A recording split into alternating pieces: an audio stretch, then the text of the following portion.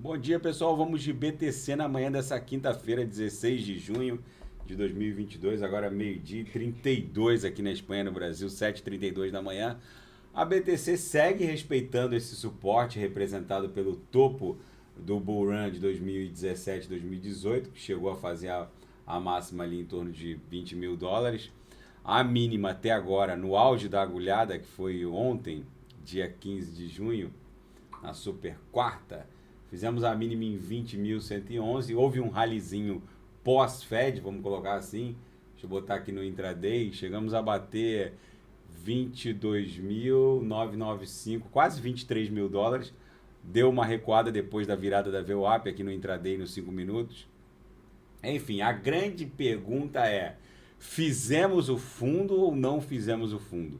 Aqui no gráfico semanal ancorado pela média móvel de 200 períodos, o corpo real do nosso candle semanal recuou para cima da MM200, apesar da cotação estar levemente abaixo da MM200, que está em 22.268, agora a cotação está 21.037. A grande pergunta é: encontramos o fundo dessa história correcional ou não encontramos o fundo? Pela extensão temporal de afastamento da VWAP anual, vocês vejam que o último afastamento descendente da VWAP anual impôs 75 candles de um dia.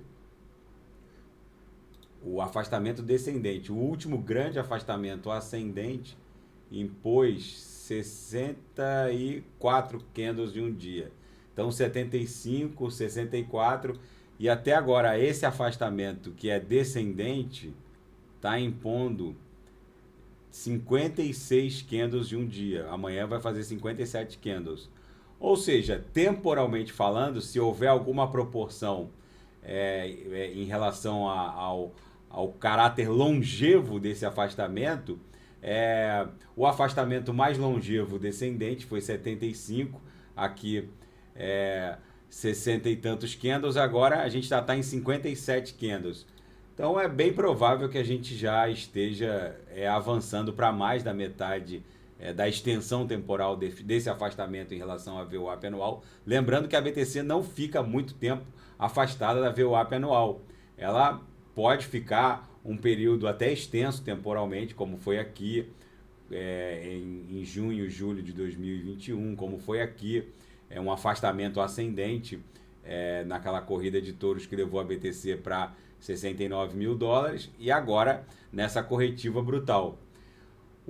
As notícias dão conta de que os Estados Unidos da América vão enfrentar uma recessão desencadeada pelo Federal Reserve e que pode custar ao Joe Biden um segundo mandato.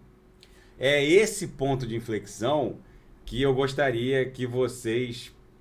sobre esse ponto de inflexão que eu gostaria que vocês se debruçassem. Chega um momento em que o tecnicismo do Fed encontra a realidade dos fatos e da política. Será que o Biden vai rifar o segundo mandato dele para respeitar uma política hawkish do Fed que sequer vai surtir efeito, tamanho o gigantismo do balanço patrimonial do Fed?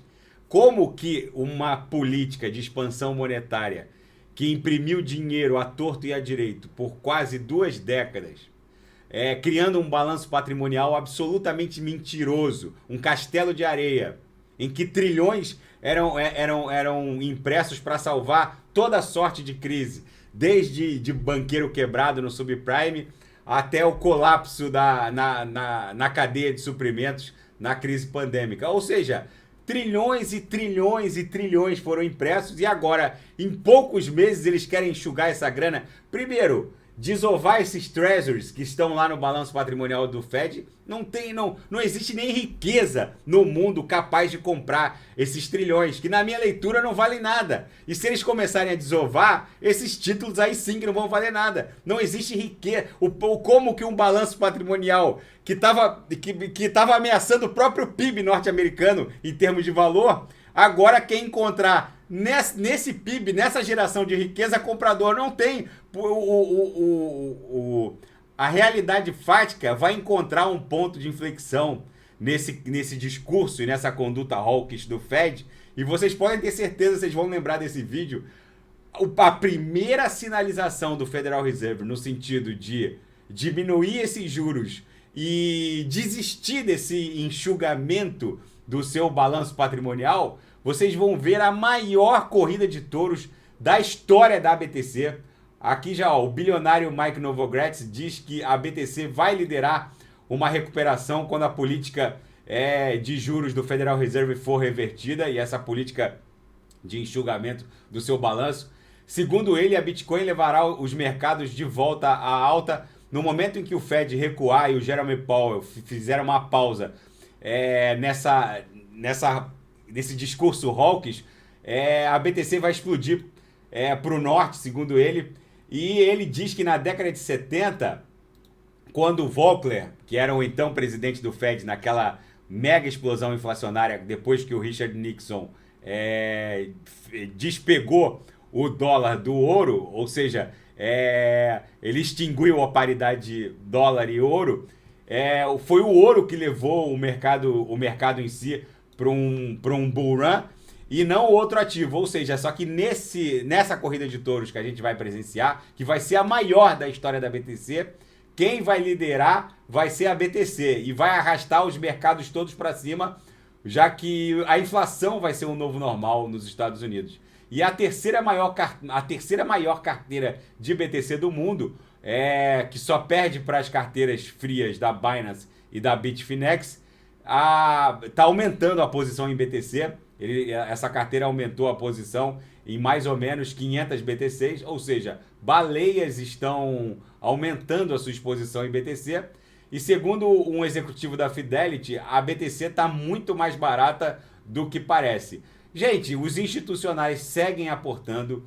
O discurso hawkish do Fed vai encontrar um ponto de inflexão muito interessante na política, já que essa recessão significaria com certeza a perda de um segundo mandato para o Joe Biden. E tudo isso, todo esse coquetel de fatos e guerra e mega pressão inflacionária, tudo isso eu ouso afirmar que vai levar a BTC para aquela nossa pernada que vai provavelmente passar dos 100 mil dólares, mas vamos ver até onde ela vai. Aqui no nosso gráfico semanal a gente segue um pouquinho abaixo da nossa âncora, que é a MM200. Vamos ver, a gente na nossa grade de expansão logarítmica exponencial, a gente ainda segue perdendo a última lower, mas a plotagem desse candle só termina no próximo domingo. Vamos ver como vai se desdobrar até lá. Tá bom, pessoal? Quem quiser sugerir alguma análise é só colocar nas mensagens abaixo.